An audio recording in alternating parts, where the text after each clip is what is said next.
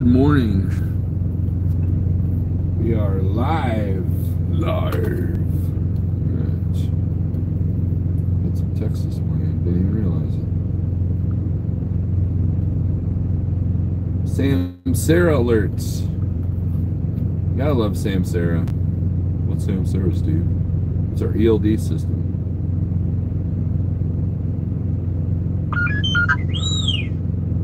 And there's the email for it. Anybody coming in? Maybe, hopefully, maybe not. Maybe I'm just gonna sip coffee all by myself. Geez, Steve, you're annoying. Cut that out. Oh, look, there's the thumbnail. There it is. Isn't that cool? That was a good picture. So this morning I woke up and, you know, I've got not curtains but shades up, and I saw this brilliantly orange. The picture doesn't do it justice. It's like, oh man, I gotta take a picture. So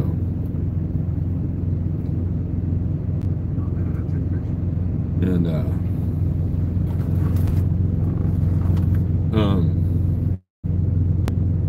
you guys remember the YouTuber Escargot? He's still here. He's still hanging out.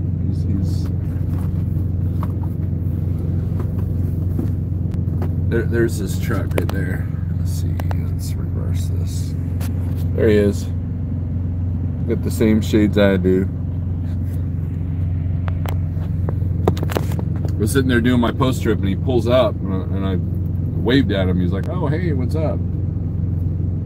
So, Charles Brands, good to see you. I was kind of wondering about you. Hadn't seen you in a while.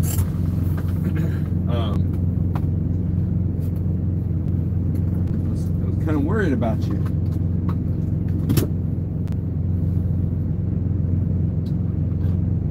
So I appreciate that, Mr. Charles. And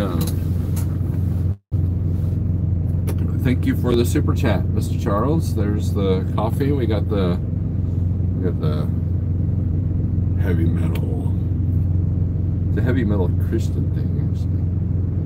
So I'm glad you're doing okay. I think we're all kind of dealing with some personal stuff. Some more publicly than others. But regardless, so let's see, we'll do some shout outs. We got 16 people in here, which is fine. Some people complain when they can't get, you know, above 200, but you know, I'm not that guy. No. But let's see, we got Daniel Adami, John Armstrong, Big Tex Trucking, what's up? Charles Brandt, Scott SRO Logistics, John Armstrong, Other Trucker James Best, Nevada Trucking and Trails, good morning. Great Freight Sage Logic, A. Haggy, what's up? Daniel Adami, I think I already said. Big Houston, Nomadic Brick, I just saw your comment on my video I released this morning. I appreciate it.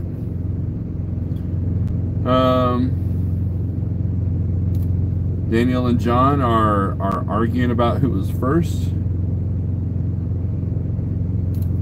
Charles Brandt, you know, look, the Red Viking trucker stuff, sometimes it's annoying, but I was actually watching Thor's video this morning, his reaction video to Red's like little tantrum he had. Is actually pretty funny. I found myself laughing, but I'm not getting part of that train at all, like, you know, at all, because number one, I don't need to be there, and number two, I think there was a time where I pointed out the whole reality show thing. I think I did something on that. Didn't get any response. That's, of course, I didn't use any names. But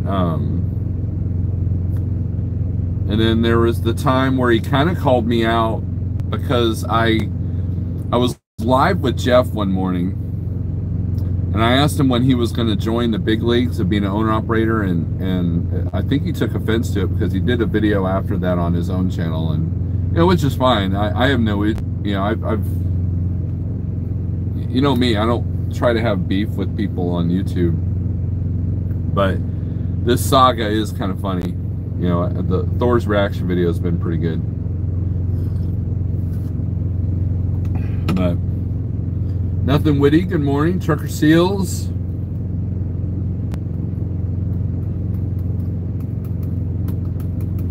John, you say that, but you were in Coach's video last night, all ate up in it. So what is it? Anyways, enough of that. We're here to have a good time with coffee. I'm here in Troy, Illinois. I met a pilot. Ugh, I hate pilots. But there was plenty of parking here. I got like the best spot. Guys, I'm gonna give you some tips here. There's no way I could be blocked in, and it's an easy straight back for either side of me. That's why I picked this spot. And that's the way to go. Now, these trucks were extended pretty good, so if he wanted to leave, he might have had an issue, but he's in no hurry either. So, but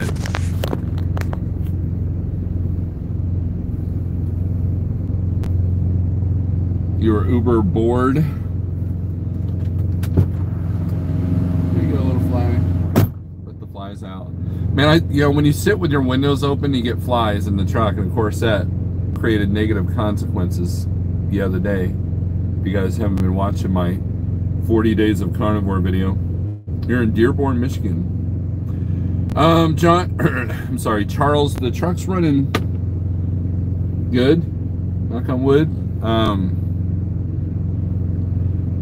No issues with the repair work they've done.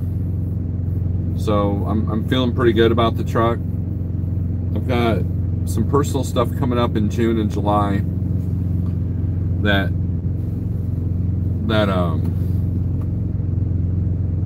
will kind of keep me off the road for a minute. So it's vital that this truck runs pretty good up until mid-June. Mid-June is when there's going to be kind of a crap storm going on for me. So I'm trying to stay focused on that. I've made some really good money in the last, well, since I've been out. Well, I say really good, but some of these guys are getting $10,000 and $12,000 weeks. I'm not at that level, but let's see. I did some math somewhere. Let me grab my. We'll talk business stuff. You guys want to talk business stuff? You guys want to, like, oh, Steve, you can't make any money doing the shore haul stuff. Well, let's do some. Let's do some math. All right. That sounds like math. That's not good. All right. So, in a 7-day period. Actually, no, 6-day period. Wednesday to Wednesday, so 7 days. I grossed 6,100 on 1982 miles. So that comes out to 307 all miles before Jeff's cut. And I didn't get all the fuel entered yet, so we're probably around $800 or $900 in fuel. So we do some math. 6,100 times 0.8. That's 4,880 to the truck. Minus, yeah, we'll even say 1,000 on fuel. So that's a net of 3,880 in a week. So less wear and tear on the truck. And I didn't have to go out west. I didn't have to go, to Pennsylvania. I didn't have to go to Florida. So it comes out to about, let's see, what's 6,100? 6,100 divided by 7. That comes out to 871 a day times 0.8, 697. So about $700 a day net to the truck, depending on, you know, give or take $1 or $2 for fuel. So at that point, it's just a matter of staying out. If I can achieve that every day of the week, and that's the thing about the way I run. I never ever run out of my 70. And so when you have days where you run, you know, 11-hour drive days, like 3 or 4 days in a row, you're going to need a 34, or you're going to have a gap somewhere. When I was at Transland, the first week you had to haul full on, you know, and it killed your hours for the second week. So the second week you were hoping to get a bunch of dropping hooks and all that, because, you know, you had to be flexible with your hours. And that's kind of how I did things at Schneider every now and then. Was I would run pretty good the first week, but then the next week had to be dropping hooks. And I found it easier just to stay at about 8 or 9 hours a day, so I can just keep going, you know. And if there's any aspect of the hours of service that I absolutely despise, it's the 70-hour rule, because what I did last Wednesday should make no impact on what I'm doing today. Now I get it. Part of what a lot of people don't realize is hours of service, that was implemented in the early days because there were companies out here that were running trucks like slaves. You know, it's like, hey, you've got a load, you know, you'd be in Los Angeles, and like, hey, you got a load in New York. You got to deliver in New York in like 3 days. And that was commonplace. Also, it was commonplace for you to sit at shippers and receivers a lot longer than we do now. You know, so any of you old school guys can probably confirm a little bit of that. And so that's why the Teamsters came up with the hours of service system. And so that's why we are where we are. But to me, I'd rather do 7 or 8 hours a day and never have to worry about my 70.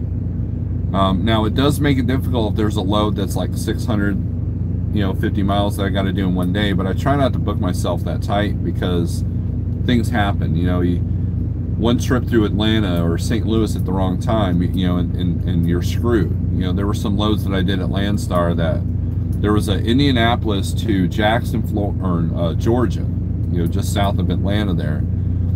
And you had to go through Indy, you had to go through Chattanooga, you had to go through Atlanta, and it was like literally set the brakes with like 3 minutes left just to make that work. So, you know, so you have to me, it's better just to run 8 hours a day, and you can continue making money. And that's the beauty of being on percentage and self-dispatch, is I can control that to a T, you know, as much as I can. Orion, give me $2. Shake your booty, I brought the dollars. Big Rig Radio Network, what's up, Jeff?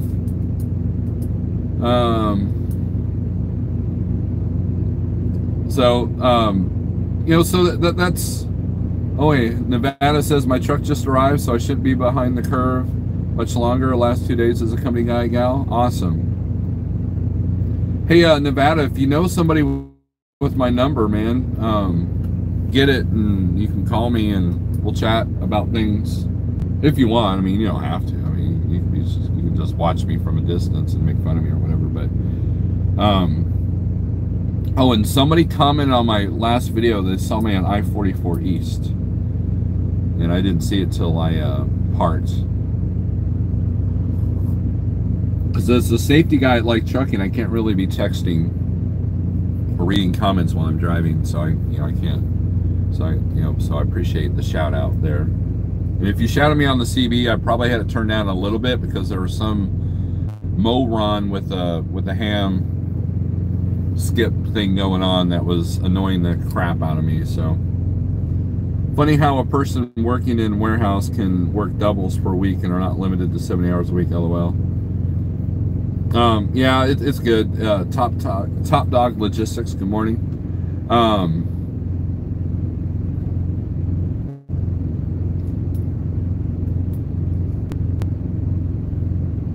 when I was a welder, back when I was a welder, I used to, we were working these ridiculous, like we were working 12-hour days,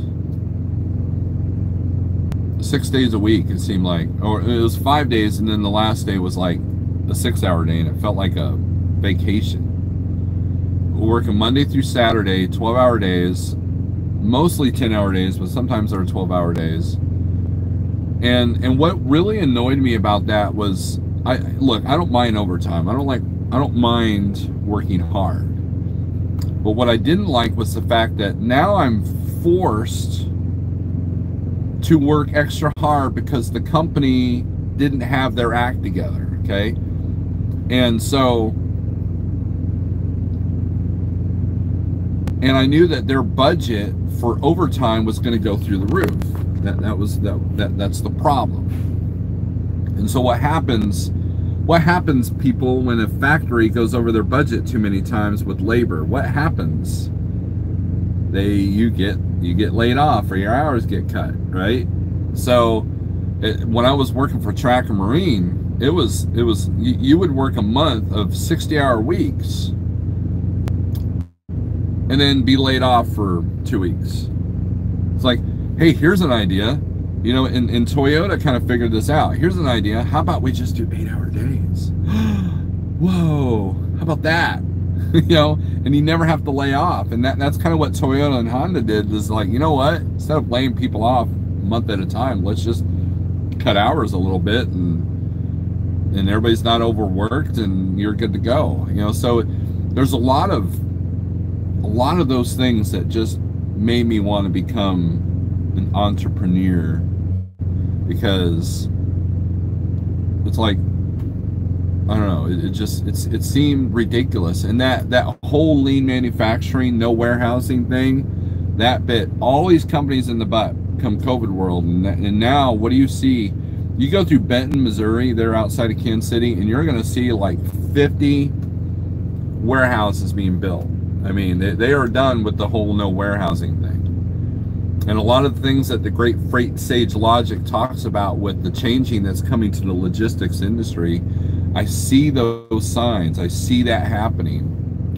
And so our world in the trucking industry is about to be shifted. Maybe not turned upside down, but shifted. You know, it's kind of like,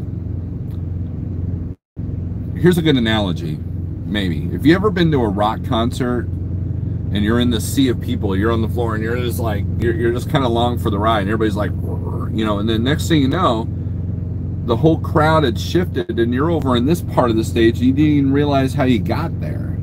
That's kind of what the trucking industry is. You know, if you sit in one place at one time, next thing you know, you're going to be shifted to a different spot, and you didn't even realize it. That's what's happening in the trucking industry. You know, and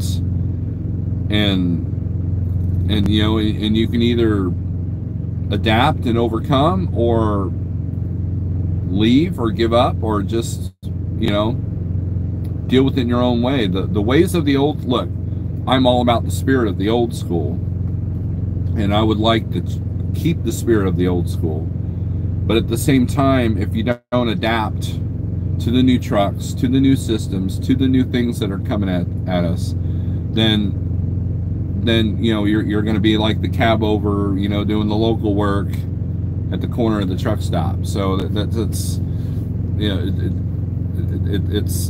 it's inevitable, and it's sad, but it's inevitable. You know, there's a lot of exciting things that technology has helped with trucking, but then there's the whole platform of how these corporations make money on us out here. And, you know, and just like the whole system of buying and selling trucks, and the DPF systems and all that stuff. So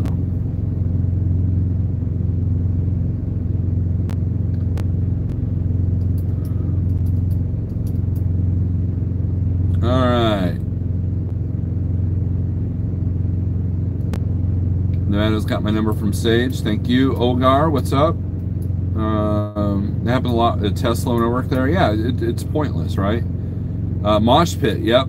Well, this is like, you know, mosh pit, you kind of expect, you know, that there's going to be a whirlwind. We saw, when I was in high school, Testament played at this small little club in Springfield, and it was like, it was wall-to-wall people. I'm pretty sure that the Regency exceeded some capacity restrictions with that concert. And to this day, it's still one of the loudest concerts I've been to, because I was too dumb and naive to like wear earplugs, dude. Wear earplugs. Huh? What? And religious experience. I loved that concert. You talk to any metalhead in Springfield that's lived there a while, and they all tell you, yeah, I was at the Regency when that show. You know, it's like one of those legendary shows that just is embedded in your head forever. I'll be with Alzheimer's in a nursing home going, Testament, you know. But anyways, it was like that. It's like you're trying to get over here, and next thing you know, I'm like, wow, I'm in front of the speaker. Now I'm over here. And I wasn't even in the mosh pit in the beginning, but then, you know, that was my thing back in the death metal, you know, local show days. I started a lot of the pits. It was a good outlet, you know, positive outlet.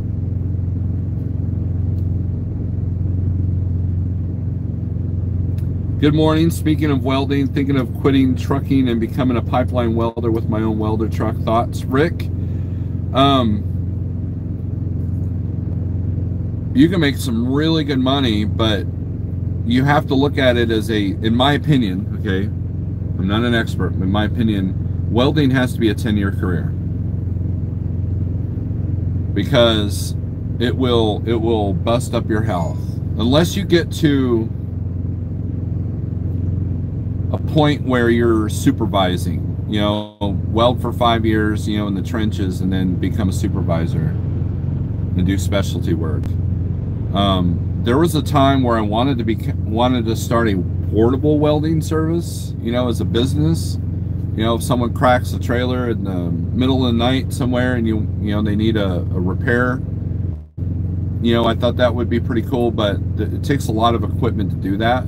But as far as the reason why I left welding, I loved welding, okay?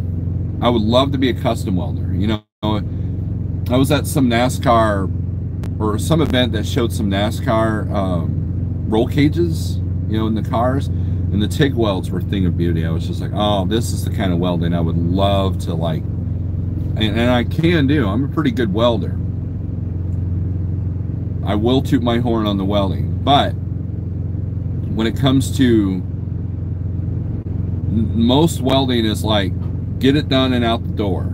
No quality. I mean, go to any playground equipment and look at the welds. If there's splatter, or if there's, you know, they're crap. I'm always judging welds, even to this day. But when a person can take pride in how it looks and everything, that's the kind of welding I enjoyed. What I didn't like about welding was the manufacturing industry, because like the things that I just stated about all the overtime and everything, and budget cuts and layoffs, and what's interesting is the place that I welded for before I quit welding, I actually started picking up loads for them for Transland, and I went in there and I would chit chat with everybody, and they were like, yeah man, after you left they laid everybody off, and then they rehired us back through like PenMac or some service like that at half the money and none of the benefits.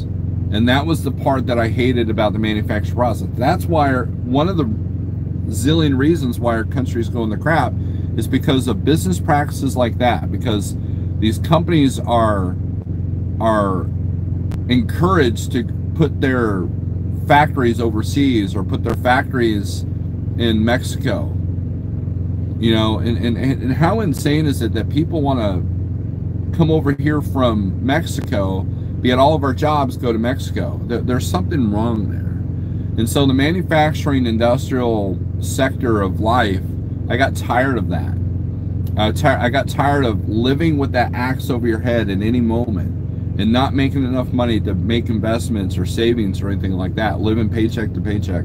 That no longer appealed to me. But as the act of welding and taking pride in my work, I love that aspect of welding. I was a damn good welder, You know, I always talk to Ratman, say, man, one of these days I'm going to go to your shop and I'll show you what I can do on my welding skills, you know, but we haven't had to do that.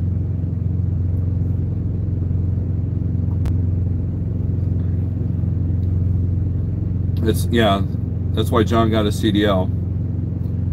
Dan Roberts, good morning. I got my CDL because I was tired of not having a good job. If you look, this is why I'm doing the health thing. If you have a CDL in your health, you'll always have a job. Always, always, always, always. This truck could blow up in a fire tomorrow and my credit's shot and I can't like buy anything new. I will still have a job by the end of the day. I can't wait till trucks bottom out. I need 2 trucks cash money to add to the fleet. Yeah, I'm kind of hoping for that too. Although it's funny, I was joking around about selling my truck on Jeff's channel yesterday, and TJ was like, I'll give you 85 right now. I'm like, whoa, whoa, whoa, slow your roll. I don't even have an exit plan, you know, if I even if, you know, so it's just, it was like, it's a little sud, can't do it. But I need more than 85 anyways.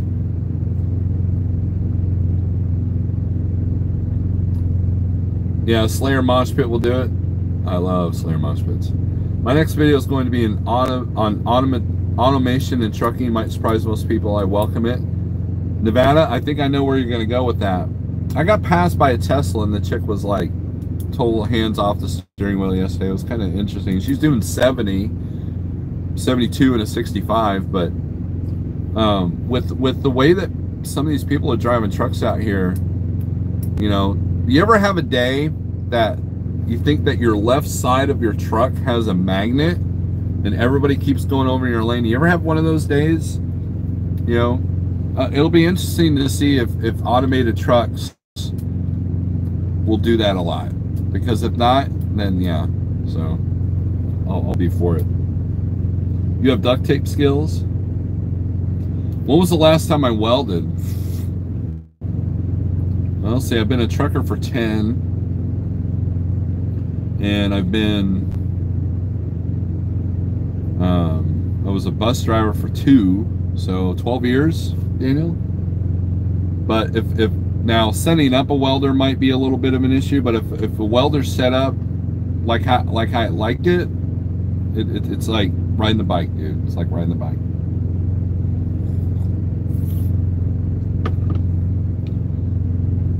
Do you find that steering wheel desk useful? Dude, I use it every single day. I'm using it right now. It makes it easy to scan paperwork. You know, I can't tell you how many times before I had this how I dropped my pens and I dropped my notebook on my out here. I don't sit in the back with the table because the table swivels out when I'm sitting on my bed, you know, so I try not to do that. Now, some of the fancy 680 guys have the swivel seat in the passenger seat and they'll flip it around and use the table that way. I wish I could do that, but I don't have a swivel seat in this truck. And so if I got another 680, I would definitely do that. When I was hanging out with Provost in his truck, I really liked having the table back there. I said, man, this must be pretty cool, but this is the next best thing. You know, I think as a hobby, you're okay. I have a friend that's been a welder 25 years. He had so many flash burns in his eyes. Shoot, at 52 years old, he had to retire, and he's almost legally blind. John, yeah, that's absolutely correct. I wore the sleeves as much as I could.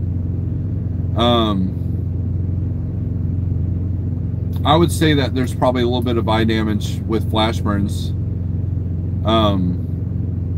But it's, you know, I was pretty spoiled. At Tracker, I was breathing all this aluminum dust, right? All this, you know, it was horrible. But when I was at American Products there in Stratford, they had these ventilation systems. So some of the real nasty stuff, man, I could just literally put that vacuum right there and adjust your heat just right, and you didn't breathe any of it. But most of the guys that were welding, they said, do it for 10 years, and then after that, it just needs to be a hobby. You know, or you need to be a supervisor where you only got to weld a couple of days, you know, a month or something like that. Salty Pirate, good morning. Hope you're doing okay. Hope you're getting better. I almost got in a Morbid Angel mosh pit. Not enough guts. John, there was a point where Anthrax played at this small club in Springfield recently. I mean, like recent. I mean, within the last 5 or 6 years. And I started a pit. I got my ass handed to me pretty quickly. I was like, okay, I'm out. That's the last thing I need is like, oh, hey, Steve, why'd you have to stop driving the truck? Well, I broke my leg in 3 places in a mosh pit. So, you know, I'm definitely not the 20-year-old guy that was tearing it up back in the day. So, my hobby is woodworking. Never got into welding, but always been interested. I would think that woodworking would be kind of rewarding, but I don't know if I have the patience. You know, the thing with metal is that you heat it up to get it to form the way you want it right then and there, whereas wood, it takes a little bit of time and patience and nursing, you know. And if you screw up, you just grab a hammer and more heat and you just force it to your will. That was clicking my pen. I gotta stop doing that. That's so I prefer metal over wood. But I would think that there was some aspects of woodworking. I want to get in, like, you guys might think this, maybe you won't think it's strange, but I want to get into knife making. I want to get into, I watched that show Forged in Fire when I'm at home on the History Channel. And when I was welding, there, a buddy of mine that was in the station next to me, he taught me a lot about what I've learned about welding, but he would take files that you would buy at the store. He would take them and then like on his, you know, free time, he would take them to the grinder and he'd work on them there at the shop. And, you know, because it's already hardened steel, so now you're just, you know, getting it to a certain, you know, and he was really good at it. And it seemed like, you know, that would be kind of cool. That takes a little bit of patience. That's like woodworking. You know, you got to sand it just right and get it polished just right. You know, and recently on my Instagram, there, a couple of these knife makers have been like approaching me like, hey man, check out our stuff. It's really great looking stuff. You know, it's all Viking themed, you know, obviously, but it's really, I would love to like probably learn that craft, you know, being a blacksmith. I think back in the pioneer days, I think being a blacksmith, I think would have been cool. So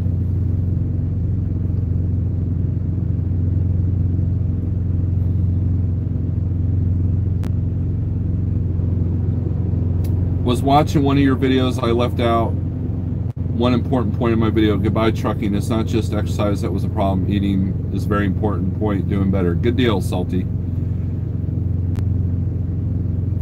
I was going to say, have you been watching Forge? Yeah. Salty, you know, I wholeheartedly believe that to stay healthy out here is 90% diet. Exercise is important, don't get me wrong, but when I was 380 pounds, the last thing that this guy, 380 pound dude, wants to do is walk around a urine filled, smelly blacktop truck stop parking lot that people are speeding, and you don't know if you might get mugged, and you've got, you know, and it smells like urine. And it's like 100 degrees outside. The last thing you want to do as a 400-pound big guy is walk around in that. So what can you do? You can change your diet, and I'm proof that just changing your diet alone is a huge step forward. You know, because now if I go on a walk, it's not 400 pounds that I'm trying to look around. It's you know, a third less of that. So and 20 pounds can make all the difference. You know, pick up a 20-pound bag of rice and carry it around the store next time you go to Walmart and see how annoying that gets. So just losing 20 pounds will make a world of difference. One of my hobbies at the moment, guitar and tools. You know, the pew-pews. That's kind of my hobby, but you know, can't really do much with the pew-pews because of the tic-tac shortage. The guitar stuff, you know, the band's not running at this moment, but there's talks of doing it again and just setting everything back up and trying to get in the swing of things. I got to check out my amp and make sure it's all good. The tubes in it are pretty old, so it might need a you know, I might have to do something about that, but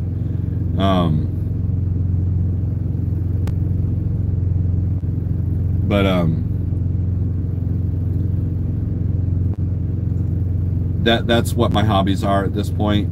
So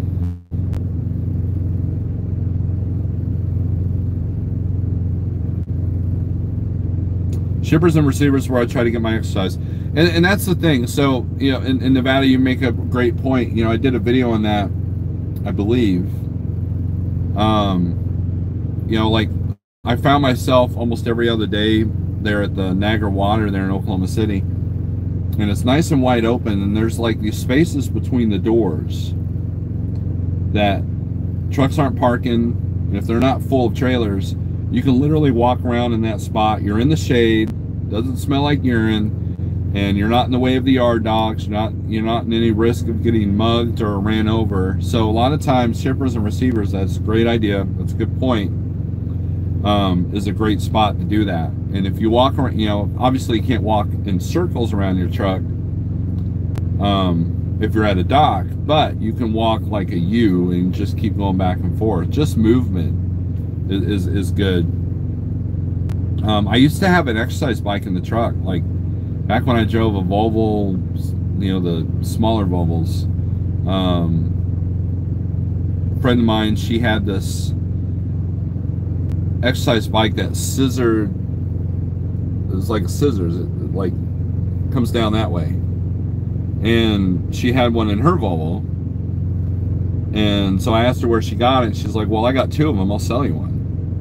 So I met up with her, and she helped me put it in the truck, and it was great. It wasn't until I was put in a T660 that I had to take that out. But Translane was so impressed with me having that to promote healthy living in the truck, they actually gave that same bike away to a lucky truck driver, you know, so they could put it in their truck. It was great.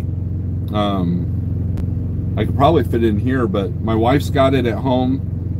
And what I found after a while, though, is I didn't want to be on it, because I figured if I'm on an exercise bike the whole time I'm at shippers and receivers, you know, I'm going to be physically fit. But if you look at the science of a lot of the health issues that Americans have today, you can exercise your butt off and not be physically fit because of what you eat. So,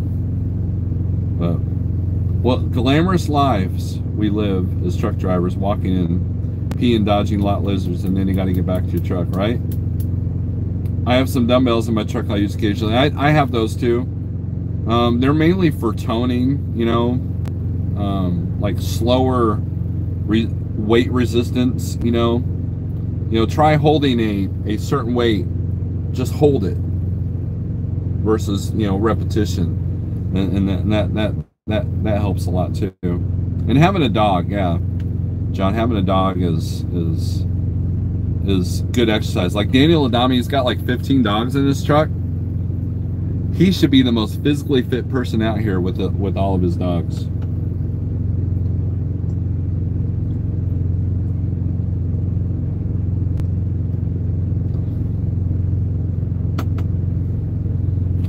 Let me fill this up and then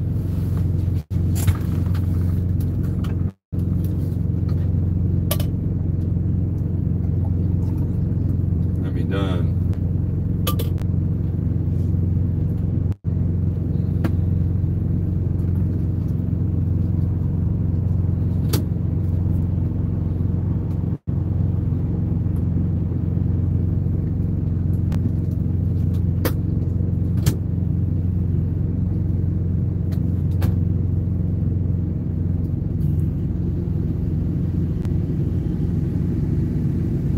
this heat going in here.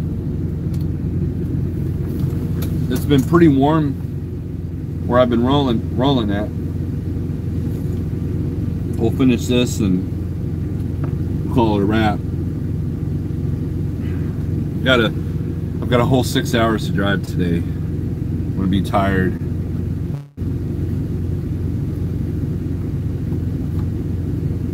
Three dogs, not 15. It feels like 15 when you hang out with Dana Ladami, though. Just like attacked from all ends. I hear people talk about lot lizards, but in my opinion, that isn't really prevalent in the least 5+ years I've been driving. Maybe seen 2 or 3. When it comes to lot lizards in Nevada, they're definitely not as prominent, prevalent as like you said, and a lot of it's because of the truckers against trafficking. A lot of people are reporting them, but it depends on if you hit a hot spot. I know that Oklahoma was a big hot spot. Oklahoma City is a hot spot for that. And I remember the first couple of years I was driving, the only times I was approached by lot lizards were in all the Springfields. Once in Springfield, Ohio, once in Springfield, Illinois, and then twice in Springfield, Missouri. Oklahoma and the Carolinas is where I've encountered them, but for the most part, the cops are kind of on it. And in this day and age, most of the time, if you have a lot lizard approaching your truck, they're not there to take care of services. There's a lot of robbery that happens. When I was at Landstar, they did tell us a story about a driver who had paid for services, but he didn't pay, so the chick called the pimp to the truck, and he basically held him at gunpoint until he could find some money. Well, the guy, this went on for the whole weekend, and it was at that Pilot in Dallas, there in Lancaster, right off I-20 there.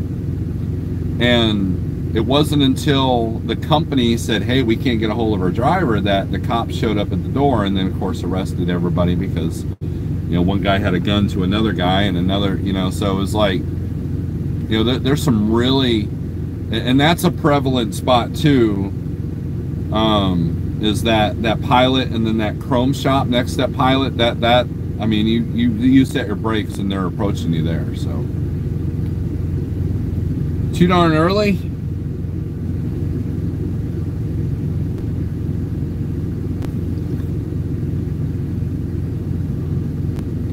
But I was approached by one. I like messing with them. This is what I do. So one of the most recent times I was in Oklahoma City, this chick came up. She's like, hey, like, yeah, do you like to have fun? No, I'm boring. And like, are you sure? Everybody likes to have fun. I'm like, go along. Nothing to see here, but I mean, it's, you hear of like chicks getting in the truck, and then boom, now you got a gun in your face and they're taking your wallet without having to do anything. So you really got to watch that. I mean, there's definitely some bad elements to that. Are they as, and as a kid, as a teenager with my dad, I never really saw it. I never really saw, but I have been approached in the 10 years I've been out here. I probably a couple of times a year on average, Birmingham is a lot lizard central. Never seen a good love one, why bother, right?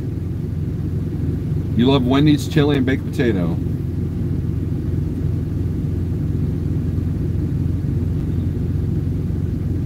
Cookies. Oh yeah, Scott is referring to, if you guys want to see a fat funny me, go to type in Snorelord cookie story. That might come up, but it was kind of a weird, so I'll tell the story again real quick. I was at a rest area in Kansas outside of Topeka, you know, one of those travel plaza off the toll road there.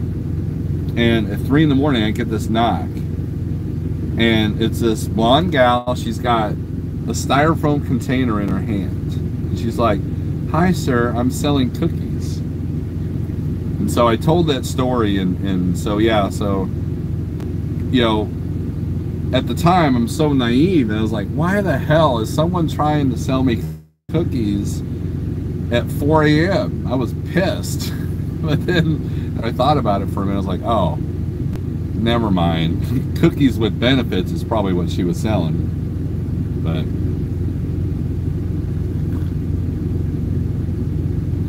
that's funny, Scott. Scott's old school Snorelord YouTube follower. He's old school.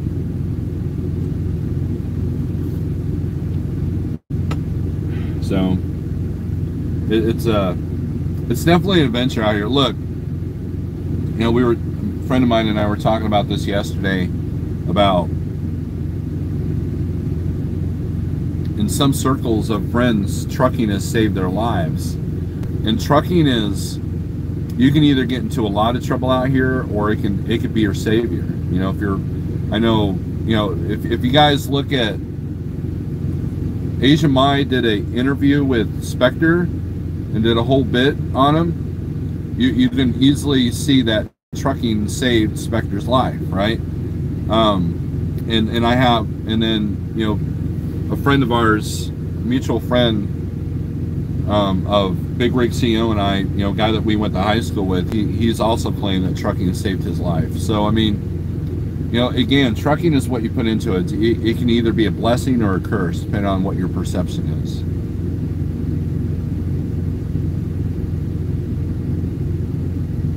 I thought your truck was going to be fixed there, John.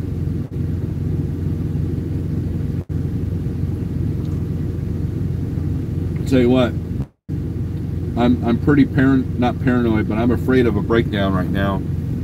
Not because of money, but because of parts.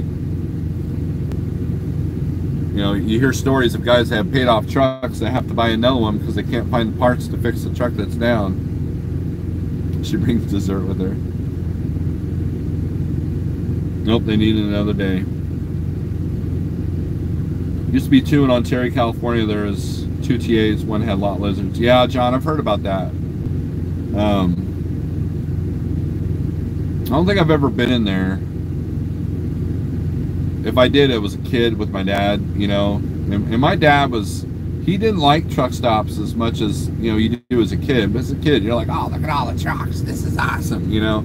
He's like, oh, look at all the people. They're in my way. They can't back, you know. And so you know, again, it goes back to perception. But, wow, diesel's $3.51 here? Holy crap. Squirrel. I didn't realize that. Look. I don't know if you got, yeah, $3.45 and $3.51's cash price. Damn! What the hell? That's surprised. That's almost that's 75 cents higher than Missouri right now. Glad I filled up in Missouri. Wow. I'm sure you Californians are like, whatever, Steve.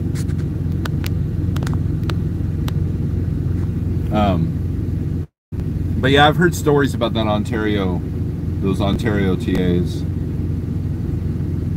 Tell you what, if I had the capital, I would open truck stops in these areas where all these warehouses are going in. Like, you know, like north of Kansas City.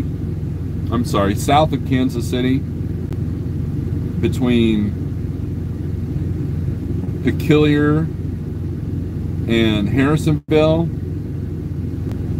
That's a prime spot, I think, for some truck stops because of all the warehouses in Belton there that are going up. Joplin, Missouri. Well, no, Joplin, there has been a few truck stops built. Seemed like there was another place, but you having a hard time finding parts for your boat? Yeah, it's everything: car, boat, truck, whatever. It's all. It's all a struggle. and I don't see an end in sight when it comes to part shortages.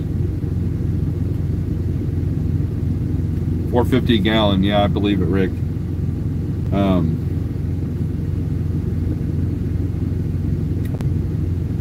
I've toyed around the idea of getting a W9, but when fuel started going up, I was like, I'm kind of glad I didn't. Because there was one that I was actually looking at, but the dealership that had it, I hate them, so I didn't even investigate it further.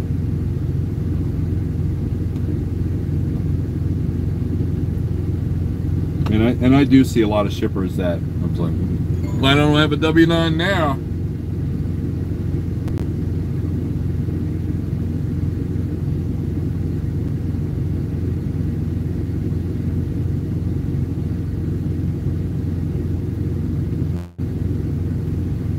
It's only going to get worse, I think, as far as fuel prices and all that. You know, Jeff, you know, I mentioned this on Jeff's channel yesterday morning.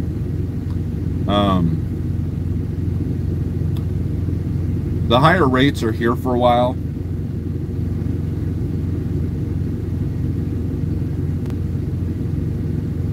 But it's going to get to the point that our dollar's not going to get as far.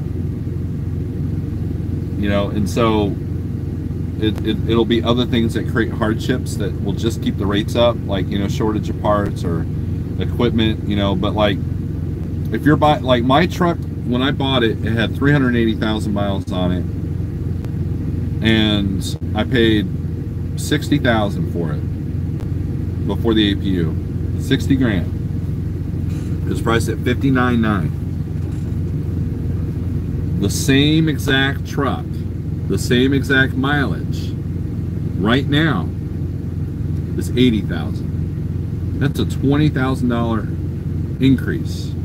My trailer I bought brand new, 2018 straight. I paid 30. It was 29.9. We'll call it 30 grand. That same trailer 2 years later, after the whole, you know, rush of 2018, guess what that trailer went up to? 34,000. This same trailer is probably now closer to 40,000. Indiana, Pennsylvania, Ohio have all increased their toll rates. Oklahoma has increased their toll rates. Shop labor rates have increased because sometimes they see losses, because when you're doing nothing but warranty work, that the mechanics take a hit on that for the most part.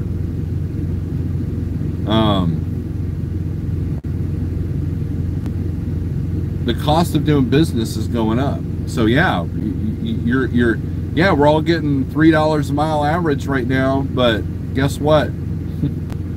Your cost per mile might go from $1.10 to $1.40 or $1.60, depending on what your home bills are like. And so that $3 isn't going as far as it did 2 years ago. So that's the part I look at. You know, the waves come and go. You know, as far as, you know, rates and volumes and capacity and all that. That's always changing. And I find it harder to keep my costs low. And my saving grace has been the truck being paid off. So I'm spending, that saves me about $15,000 a year.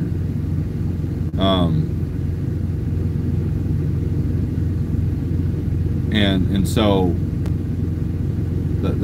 that's huge. But the trucks cost me more. I'm already at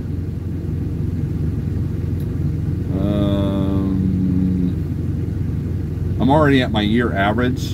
You know, we're not even to June yet, so you know that's kind of what I look at. But tires are going to go up, fuel's going to go up, everything's going up. Materials, wood, metal, everything, all of it's going up. So it's just like, you know, the arguments, well, we need to increase minimum wage. Well, what happens when they increase minimum wage? Well, the government gets paid because now they can tax you on more money, right?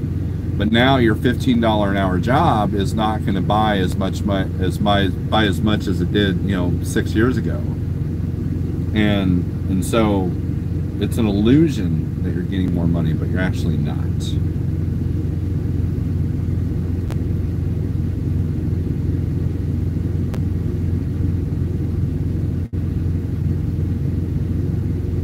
Did you buy a truck through the same place you did last time, John? Yeah, but the sales guy that I dealt with retired, so finding a sales guy would be key, that I would trust and was willing to put the effort in wanting to sell me a truck.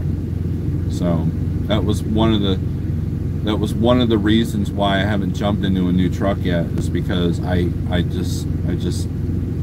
despise salespeople, absolutely despise them, and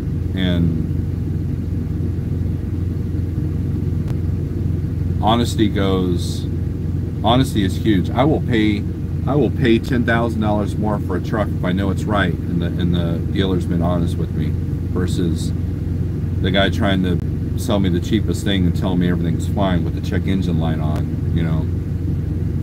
So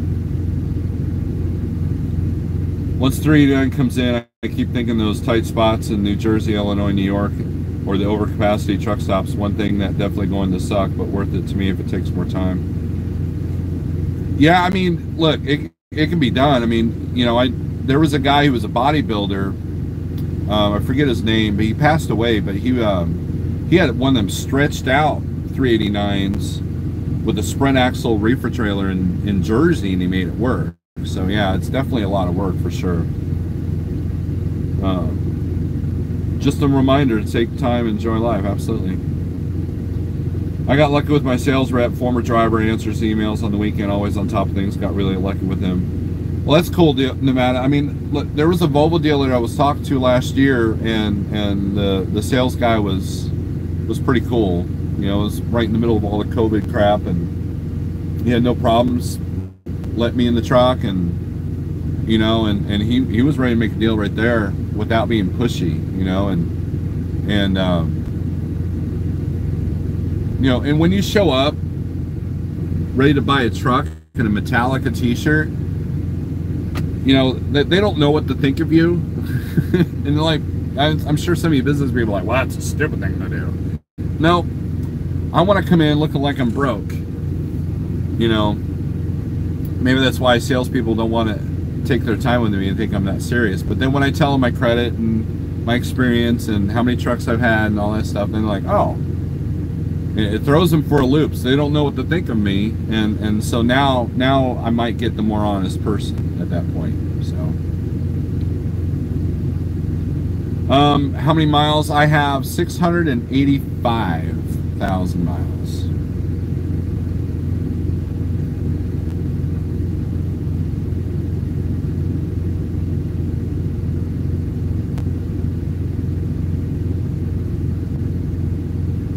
Chucky, good morning. Guy who sold my brother his Mac sucked, didn't answer questions, seemed like he didn't want to sell the truck. Nevada, that's dude, that is so commonplace. That is the norm, because a lot of these sales guys, they want the Schneiders and the Primes to come in and buy 15, 20, 100 trucks at a time. That's what they're interested in. They're not interested in the one truck guy that has his own authority and buys a new truck every 4 years. They're not interested in that guy because they can't make a whole lot of money off that guy, but they can make money off of selling Werner, you know, 100 trucks at once that are just going to sit. You guys go on 70 past Springfield, Ohio, and you see all these brand new trucks in the Werner yard just sitting there, and know that they're only paying like 90 to 100 grand for those trucks because they buy in such bulk. You know, for them it's about quantity, not quality. And so finding a sales guy that wants to take time to dedicate to you, whether you're buying used or new. Now, you do get a little bit better treatment with new truck sales, especially if you custom order one. But, you know, I just despise the whole process. And that's probably why I'll drive this truck till the wheels fall off, because I just don't want to deal with that, you know. The coffee is awesome, Mr. Chapstick. Pill Rider TV.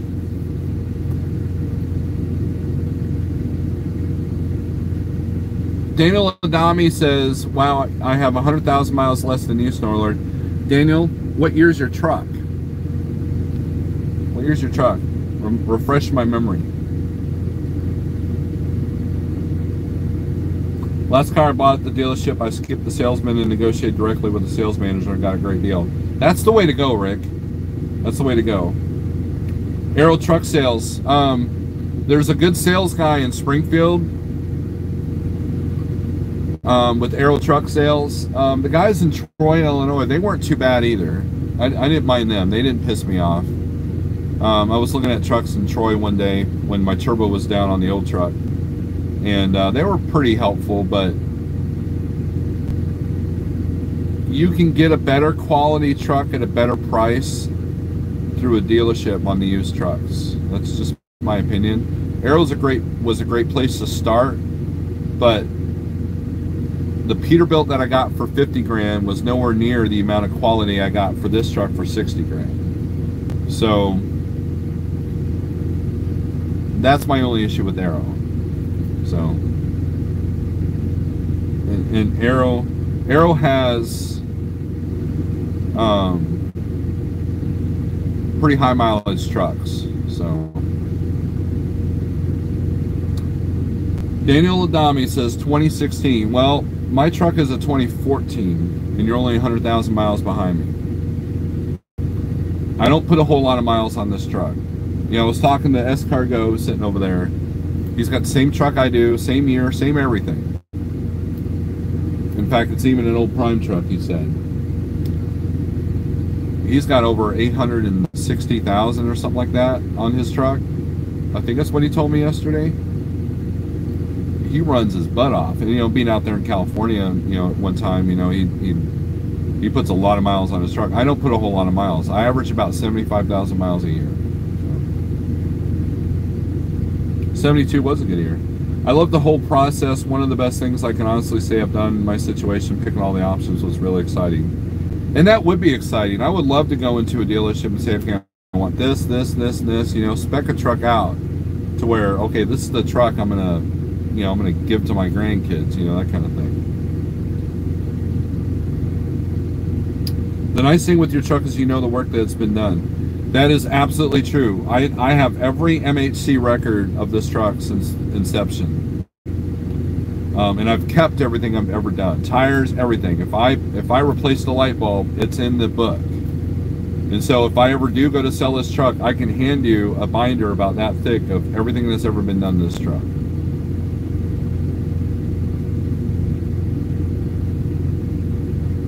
So. Hello, Nothing Witty. Pale Rider, how you doing, man? Tomorrow's Friday, and I'm going to be very sad tomorrow night. I'm going to be very sad.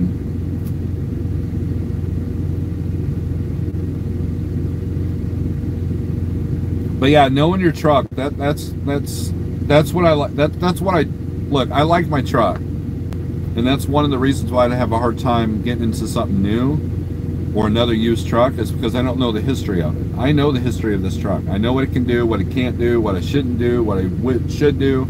I know everything about it, right?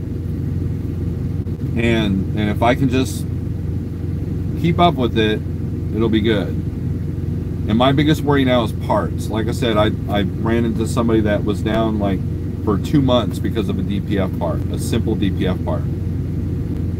You know, and that to me, that's the true threat right now. Pretty sure if you want a manual, it costs more if you order new than the automatic transmissions, like 10K more. I have no idea, Mr. Chapstick. I know a lot of fleets are going to automatics because it's less wear and tear. They can put more drivers in the trucks, because now you have a automatic restriction on your CDL option now. And there's no driver error that you have to worry about with an automatic. And you know, and if it's a good automatic, you're getting better fuel mileage, you're getting better performance. So I can see why it's a thing. Now, do I have an opinion about automated transmissions? I've only have experience with one. I didn't like it, but I do know that the newer versions of what I drove are a lot better. And then like Volvo and Mac automated seem to be really spot on.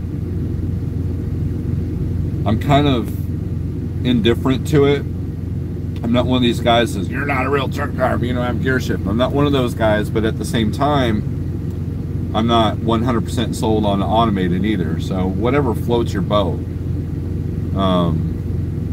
That might change if I ever got automated. You know, I might be like, because I know a lot more guys, old school guys, that say they will never go back to shifting if they had to because they love their automated. So that tells you something.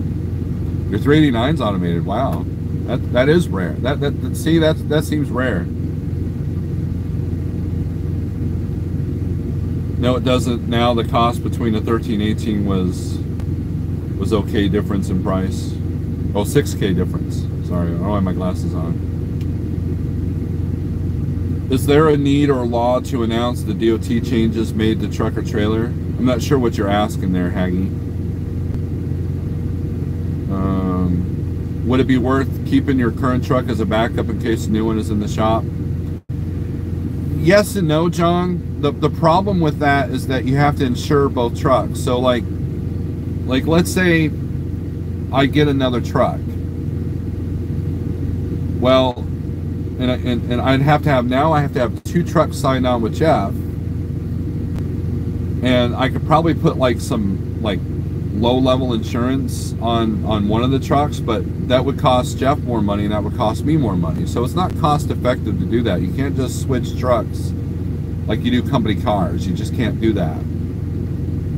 You know, you got the ELD issues that you have, and you know, it's just not as easy as it's just like, well, I'm going to pick this one today. You can't, you know, it's not that simple, or it's not that cost effective.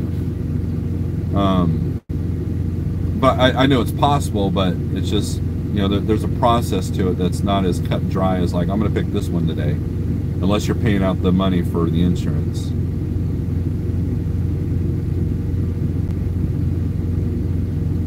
That's why you custom order it. Good deal.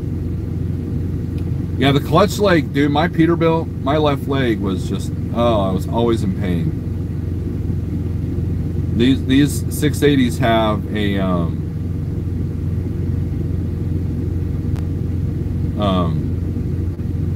hydraulic assisted clutches, so it makes it easier. Wow, watch lightning hitting.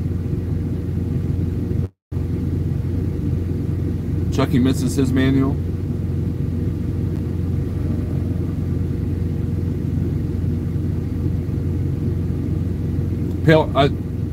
Charles Brandt, I think he's talking to Chucky. GNC Family Trucking stands for Charles. So that's why.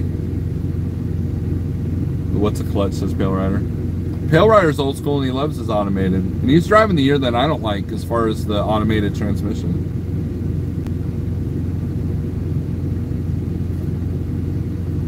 I can drive a manual. I have a broken leg near my ankle on the clutch leg, so once I get on auto, I never wanted to go back. When I sprained my ankle a couple of years ago, I probably could have gotten in the truck 2 weeks earlier than that had I had an automated transmission. And that was the determining factor of when I went back to work, is could I run the clutch? You know, climbing in and out wasn't an issue. It was the clutch. And if I had my Peterbilt, I would have probably been down another 2 to 4 weeks, because that clutch was just tough. That was a 2009 387. I don't miss that truck. I really don't. That truck and I had a love-hate relationship.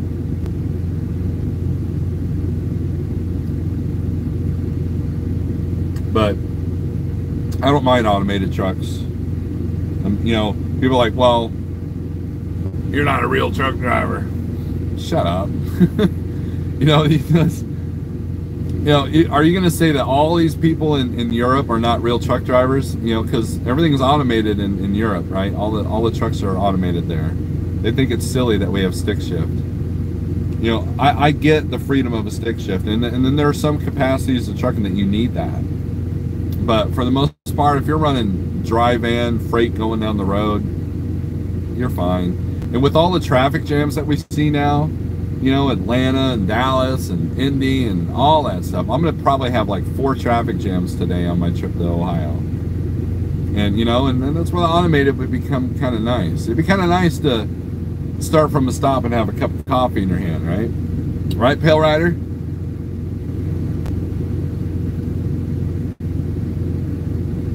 Now, where having an automated transmission could be hurtful,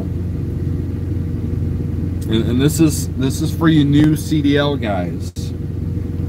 When you get your CDL, when you become a truck driver, you have to get rid of all your four-wheeler habits. So you have to have a completely different mental mindset when you get in a truck. And by having an automated transmission, that's one less thing to worry about, which in my opinion makes it harder to defeat old bad four-wheeler habits. That's just my opinion. It seems like if I'm shifting gears, I'm taking a little bit more time. You know, I'm a lazy shifter, and here's what I mean by that. When I was training people, they'd be trying to be up to 8th gear in the parking lot. I'm like, dude, what are you doing? We don't need to dart everywhere we go. The more you dart, the more gears you got to shift.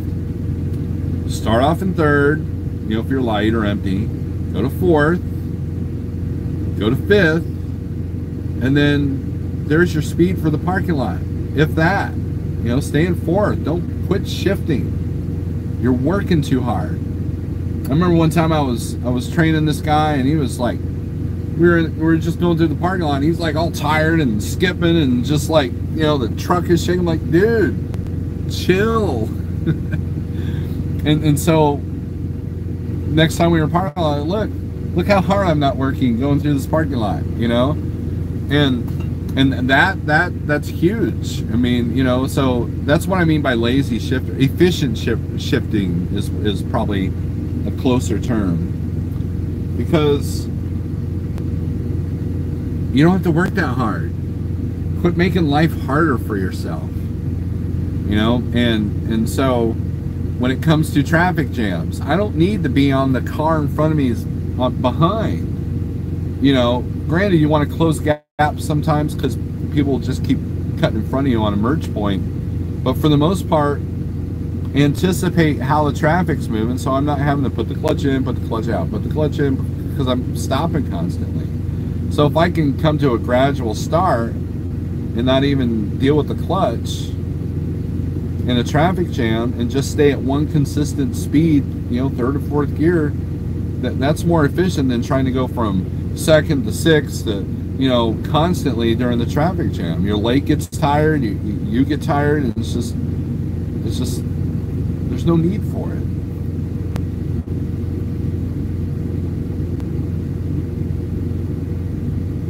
Yes, like Rick was definitely pointing that out. Climbing hills or engine braking is no problem with your automated. Haggy, I don't know. I haven't driven in that capacity. I drove a 2005 Freightliner Classic. It had auto trans, and it would get stuck in gear. You would have to pull over, turn the truck off, and the transmission reset, so they both have good and bad points. That's the thing. There's like over 250 sensors in an automated transmission. That's the part I wouldn't like. Now, yeah, Charles makes a good point. Now everybody creeps because they don't want to trip that ELD, that 5 mile per hour rule. So that's funny. That's interesting.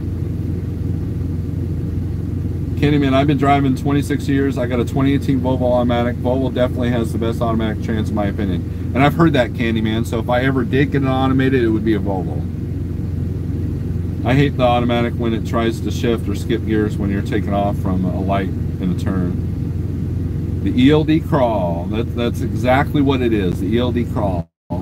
We've all done it, to be honest, we've all done it. My only issue with the ELD crawl is this. Stay out of everybody's way. Guys like me, we worry about our clock, right? So get the hell out of my way so I can get what I need to be done. It didn't make sense. So I can do what it needs to be done. And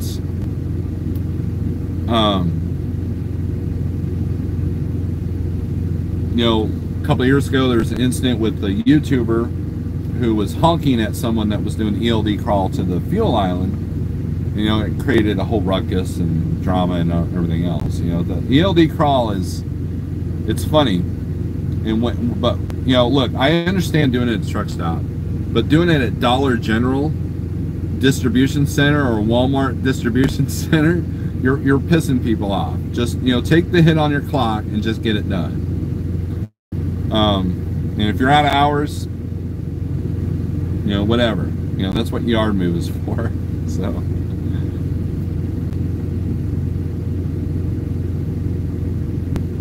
71 degrees in Mattoon. The crawl of shame. That's funny. ELDs are great on open roads. Look, there was a customer in Pendergrass, Georgia, Rick at Benkheiser, and a lot of people would sit at that quick trip and then do the ELD crawl from the quick trip all the way to Rick at Benkheiser, because they knew Rick was going to take like 18 hours to load you or unload you. Yeah, put the four-ways on and give yourself 10 minutes to get there, you know. TJ Jones, what's up? This coffee is almost done. We're a little bit over. I've been kind of doing these live feeds for over an hour now. That's kind of strange. John, it just depends on what I can get. I'm going to hit the Walmart here up the road, and then I'll take a break and look at the load boards and try to book something for tomorrow morning. Preferably like to get something that goes through the house, which is easy to do. But I have no intentions of going home. Like, I have to be home because of, you know, I'm $8,000 in the hole because of this truck, but also because I got a lot of stuff coming up in June and July that are going to require my assistance. So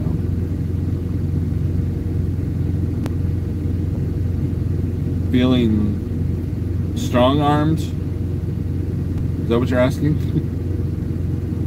I'm feeling pretty good. Arms are better. My boo-boo still hurts, but the poison ivy is just about gone.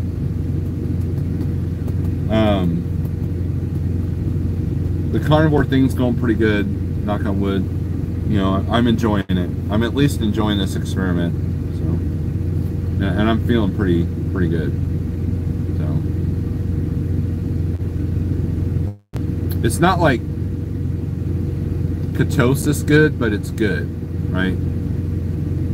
And I can see it in my arms and legs. I can see a little bit more definition. So I've definitely lost some fluids. As far as, you know, that, you know, when you cut out carbs from your diet, you're gonna lose.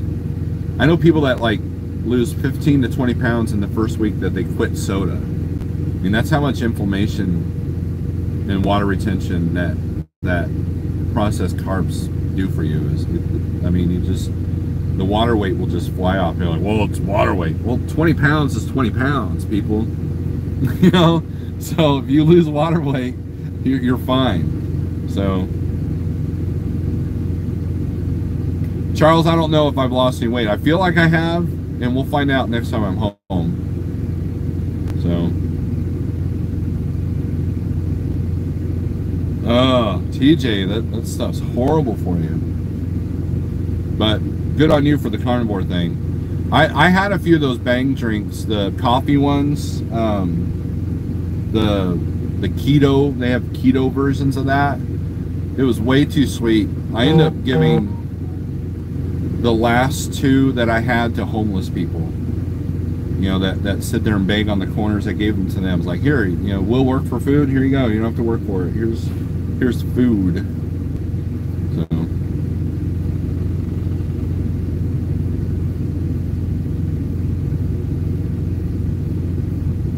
And those of you who like the energy drinks, I was really disappointed that there was an Instagram guy that I follow. It's all about physical fitness and health, and you know, he's somebody that I really looked up to, and he's sitting there promoting some energy drink now, and I'm just like, you can't sit there and be mad and be mad at the system and then be a part of it. You can't sit there and talk about how these corporations are killing our health and then sit there and promote a product that's the same crap.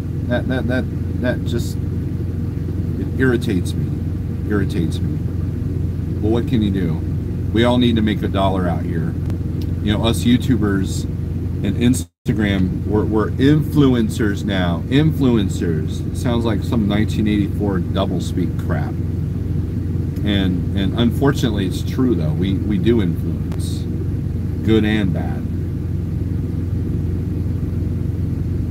I notice how much better I feel as far as not bloated. Energy is still the same at this point. My energy has gone up, but yeah, there's no bloating, dude. I love it. There's no bloating.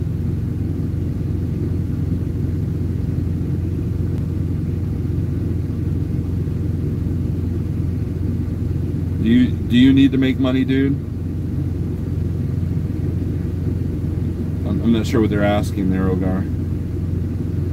Little Light Coach is in the house. Little Light Coach has been pretty supportive of this whole trip, man. He's been giving me a few shout outs. Little Light Coach, did you see Dr. Ken Berry did a video this morning? Holy crap, it is like spot on to the T about everything in moderation and how silly that nonsense is. And he puts it so blatant, and this whole everything in moderation is a sales tactic. You know, and it's just, oh man, it was spot on. It was such a great video this morning. I shared it on my community page, I think.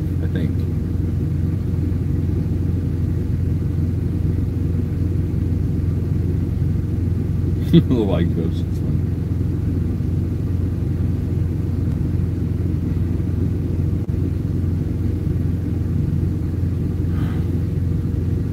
I think the only thing that I really sell is Truckin' Pro, the software. And only because I used to use it. I'm on Trucking Office now, but I still recommend Truckin' Pro wholeheartedly if you have a computer. And there are aspects of Truckin' Pro that I like way better than Truckin' Office, but Truckin' Office does have a little bit more simplicity and ease of use. You put Truckin' Pro on an app, dude, I'm there. So and that's it. I get $25 if you guys sign up, and you get 10% off if you use my code. That's it. SA10 foglinesoftware.com. That's the only thing I push, and I don't even really push it that hard. I mean, I'm not like saying it every other sentence at the beginning and ending of each video. I do mention the band, you know, Apnea. I do mention that band, and you know, we don't have physical CDs for sale, but we do have music on Bandcamp, so I promote that. Other than that, you know, Road Pros tried to get me on a few things, but that never materialized into anything, and I can't recommend every one of their products. So far, I've had no issues with the inverter that they gave me through Spectre. I love that, but the lunchbox cooker, you know, when you almost set my truck on fire, that's a problem. And you know, and that I think that's the technology. I don't think it's the brand. I think they all do that. You know, when you're dealing with a heated wire. So I'm not the best influencer when it comes to selling, which is probably why I only got 3,000 subs, and you know, I'm only making $100 a month off YouTube, which is fine. You know, to make $100 a month talking to you guys, yeah, it's worth it. You know.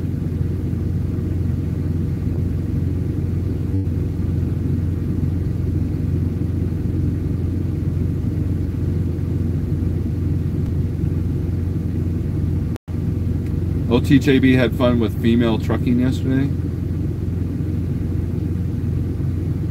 Be careful in the Illinois area storm. Yeah, it's looking pretty gnarly. So,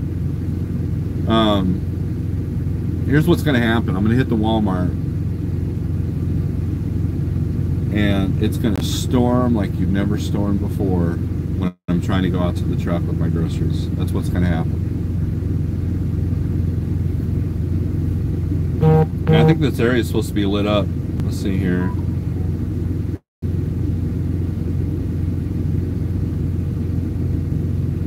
Oh, wow. That's exactly what's going to happen. There's the radar.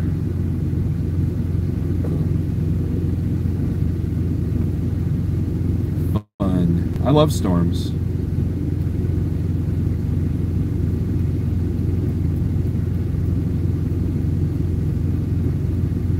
Lunchbox equals truck destroyer and out of payments along with the truck. Yeah, I mean, look, I think this is a Road Pro item, this desk thing. I like it, but I don't know. I look, I get it. You know, the sell stuff is the way to be. I mean, look at what music had to do. Look what bands have to do. They have to sell live stream tickets and they have to sell merch. And you know, I get it. I used to sell merch. I have been thinking about doing some Snorelord t-shirts. I just can't decide on a logo that I want, and I can't use the one that I use in my outros and intros and on my cover page. So I can't use that because I can't use it for commercial. So at least I don't think I can. I don't know. I didn't even want to mess with that. And you don't mess with Metallica. You know, it's the Metallica logo generator that they did a couple of years ago.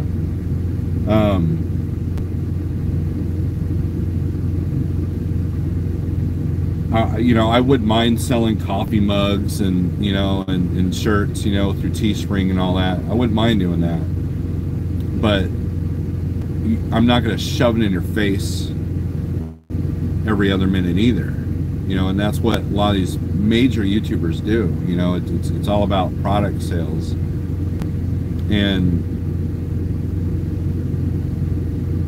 which is fine. I get it. I'm a capitalist too. You know, I like capitalism, but it depends on your message. You know, you don't want to look like a hypocrite, and I try to be honest and forward, you know, and upfront with if I do try to sell you something, you know. So imagine how many mugs and teas you could buy with 85,000. Well, I need to be at 100 because I don't have a path out of the truck there, TJ. And TJ, you can get a good 680 right now for 80 grand. You know, 2016, 2017, somewhere around there.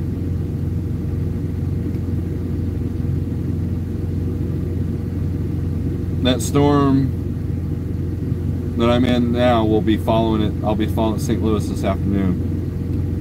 Yeah, I mean, I should probably get going here pretty soon. We're at an hour and a half, and my coffee's almost done.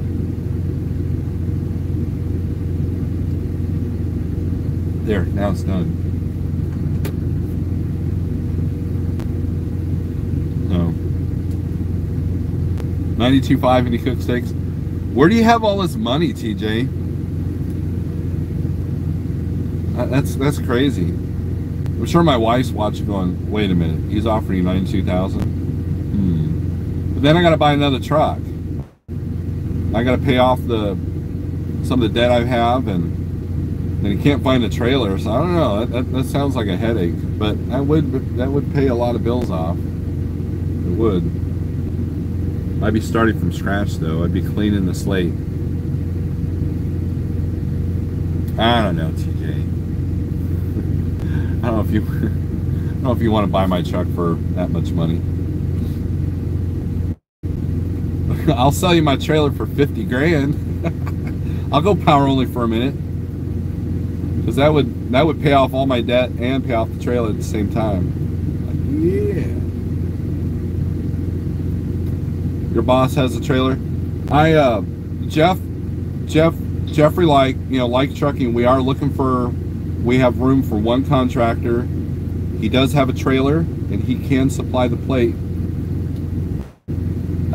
I mean, you're paying for the plate, of course, but so if you're interested in Like Trucking, go to liketrucking.com. So we are hiring. as far as contractors. And we do have a trailer, that's a hot commodity now. You know, Scott over at SR Logistics, he's looking for contractors too, and he's got 2 trailers on hold, just so he can bring guys in, because he knows that trailers are hard. So he's taking that hit until he can get somebody in. So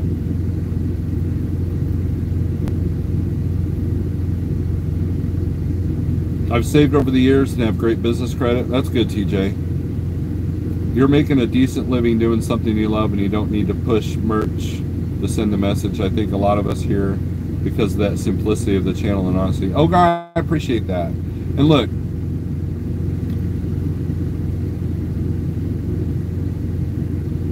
this YouTube universe is a strange place, you know, but I noticed the algorithms on YouTube and a lot of the channels I watch, non-trucking channels that I watch, it's more for promotion. It's all about sales. It's all about ads. And so I try to kind of shine in like a, I don't know, like I'm the always save of YouTube. I'm like the no frills generic package of YouTube. You know, what you see is what you get. People have met me in person will tell you that I'm not much different, except I curse more. A little bit more rude, I guess. You know, if I ever come across like an asshole to somebody, you know, I apologize, because I have my bad days. Ask Food Mooch. You know, Food Mooch tried to wake me up at 3 a.m. and I slammed the door in his face. So just, he probably thinks I'm an asshole.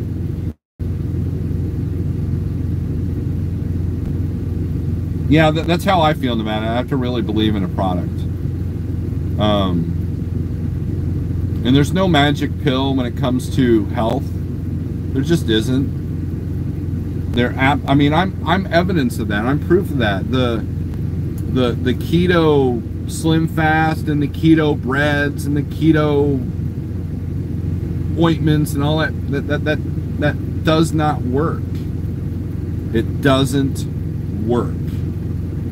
It is a slightly better alternative than eating full-fledged crap, but it's still crap.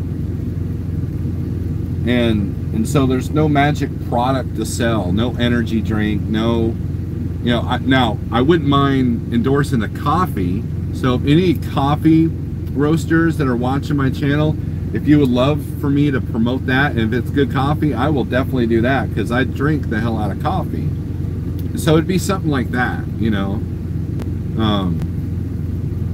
and, you know, or a store that wants to sponsor me, like a local Pew Pew store that wants to, you know, give me a few perks if I wear their t-shirt on YouTube. You know, I'm all for stuff like that, but as far as selling you crap that I don't believe in, absolutely not, you know.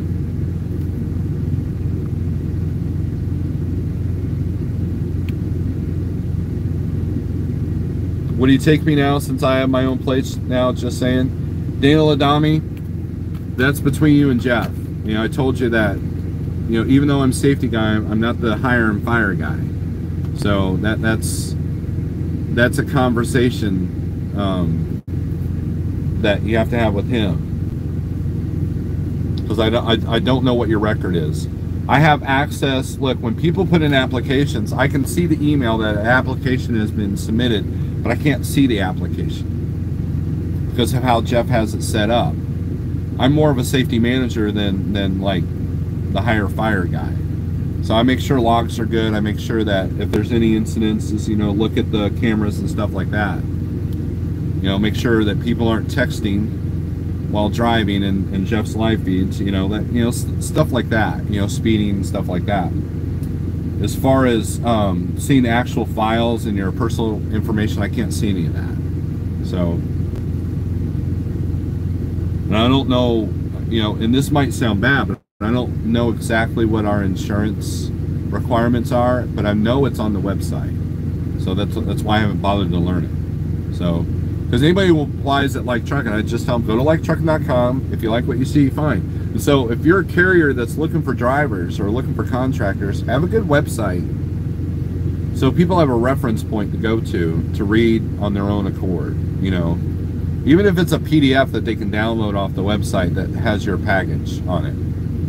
So, but I will say this, Daniel, you do move from company to company a lot, and that could be a problem. We want people that want to stay and create a foundation here, and you have not proven that. You know, I hate to call you out, but you have not proven that. The best thing that you had going for it, Snyder, and you created a platform where you were able to, you know, get a truck and everything else, but then you almost threw that away over a carrier that promised more and didn't even pay you. So, you know, we want the best of the best. And Daniel, I like you. You know, you and I are friends, and that's another problem. You know, I don't want our friendship to be distorted by this, but you do have a track record of not sticking with the company for more than a year, and that's not what we want here. So put it right out there. So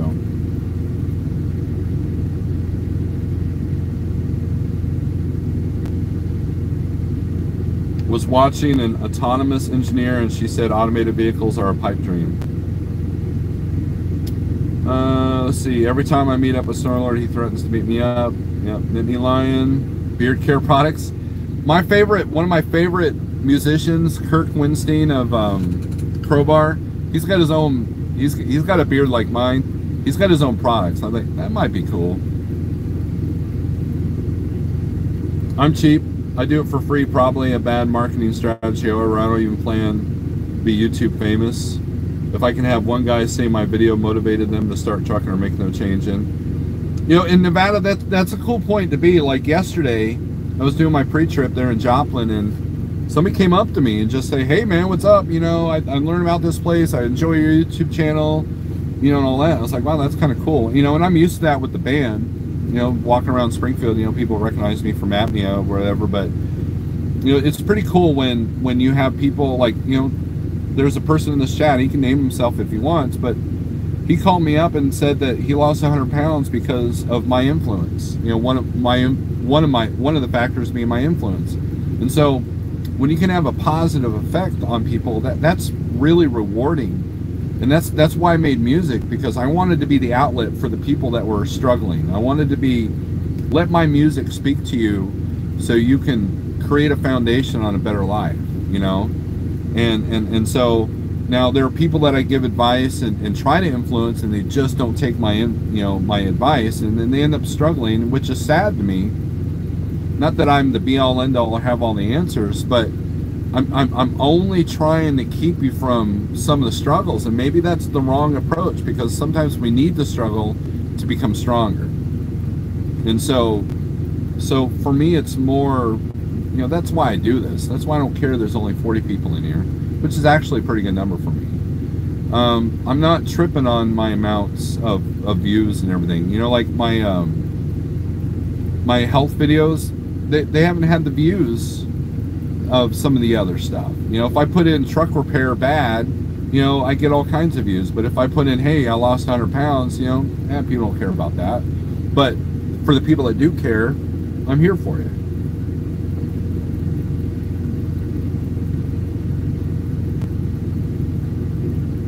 In their life, that's what motivates me to do YouTube. I also learn a lot when I put myself on the spot. People call me out.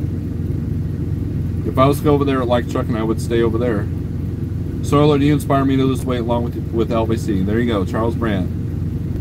You know, and I've had people that, you know, that saw me down, that saw me kind of getting down, and they called me and said, dude, don't give up.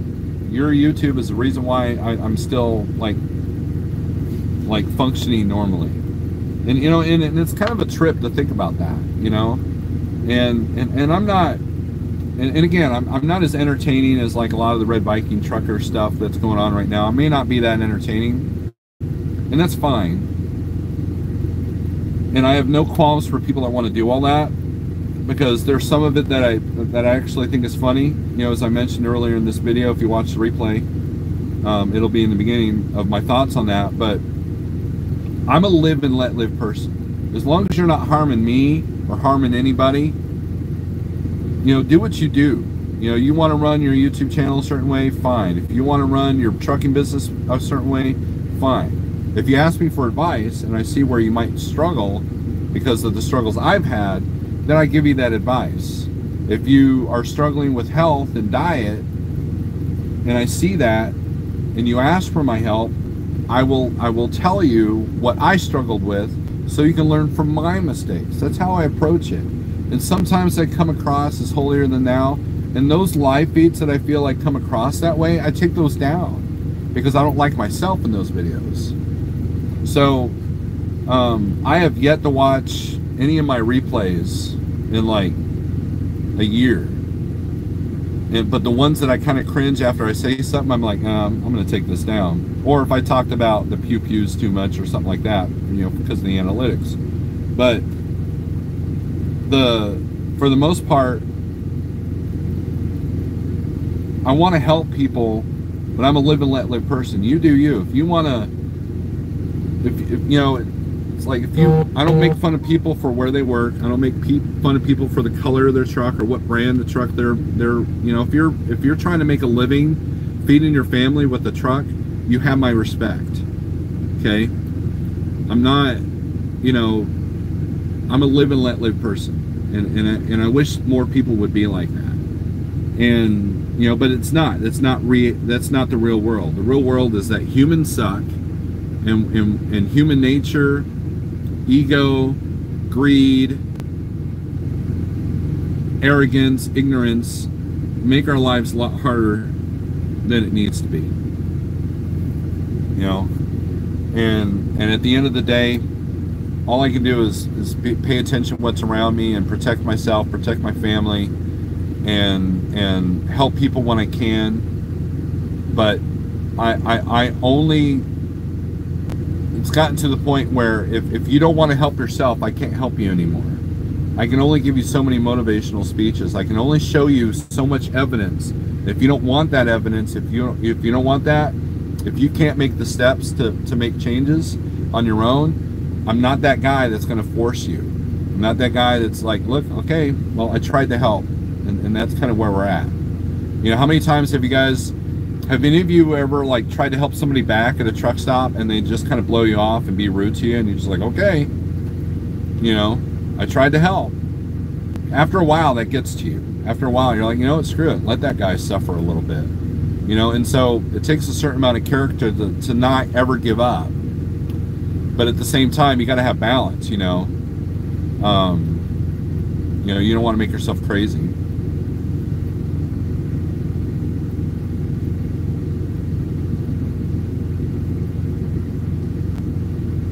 Megadeth bassist fired. Yeah, that's a crazy story in and of itself. And again, another example of live and let live, right? Yeah, that's a bad deal, dude. You gotta love the internet. Big Brother is watching. And if you're a famous person and you do something like that, no bueno. That's my fault. I have to catch up on watching health videos, says Don. Your channel randomly came into my feed because I watch a lot of carnivore and I've been researching the trucking industry, so I came for the meat and stayed for the trucking, LOL. Hound Dog, that's great. That's YouTube Google Analytics at work. Carnivore trucking, boom, there I am. Hey, that's a good idea. You know,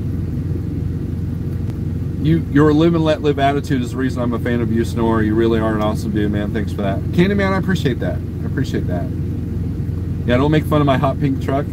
Look, Charles, when I was at Transland, they still have it, but it was a hot pink breast cancer awareness truck. And they asked me if I wanted to drive it. And it was a T660 at the time. They have a 680 now, but it was a T660. I was in a T660. And so the vice president of Transland, he's like, do you want to drive? I'm like, no. He's like, why? You got a problem driving a pink truck? And I'm like, no, I just don't want to move from the same truck to the same truck, you know, and then have to keep it more clean. I don't want that attention. And so the guy that ended up in that truck, I became friends with, and we both picked up batteries in Pennsylvania, and we ran together up until Illinois, I think, as far as we went. And every time we stopped, every truck stop, people wanted pictures. I mean, the ladies were hitting on them quite a bit. It was, if you're single, I'm going to tell you this right now. If you're single and you're looking for love, having a pink truck gets the look of a lot of ladies. Now, you're going to get a lot of looks of other types too, but I'm telling you, man, there's not a better chick magnet than a pink truck that has breast cancer awareness on it. Just saying.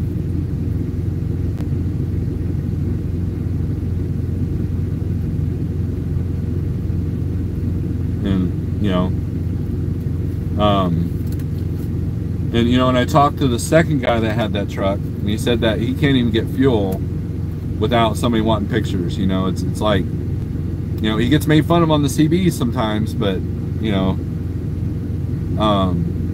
but yeah, it definitely gets attention. So my coffee's done, guys. I gotta get to work. I got a whole 6 hours to drive today. I got probably some storms that I'm gonna drive through. I want to get to Walmart, and I'm gonna do a video. We're on day 10. Are we on day 10? Yeah, day 10. And on the carnivore thing, I'm gonna go over what I buy at Walmart today. I'm still trying to line out the cooking thing, and my philosophy is as simple as I can get it, because if it's simple, then it'll be easy, and if it's easy, you're gonna do it. That's kind of the deal. Yeah, nothing witty, I understand that. I want a pink truck. Well, been wanting one for a while already anyways. My wife, hot pink 389. Think about the resale woman. Walmart has good pork rinds, Max brand. Hound Dog, I have better luck with the baconettes. The Max brand seem to have a lot of, like, if it's too hard, I can't eat it, because my teeth will be like, dude, I didn't take care of my teeth in life.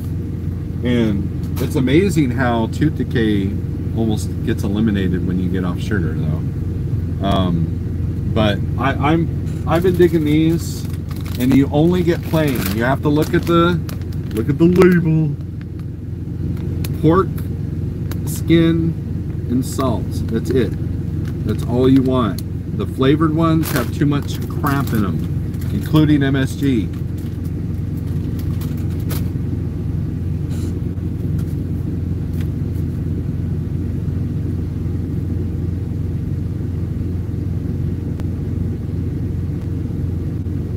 Guys, thanks for watching. Thanks for the super chats. You guys are awesome.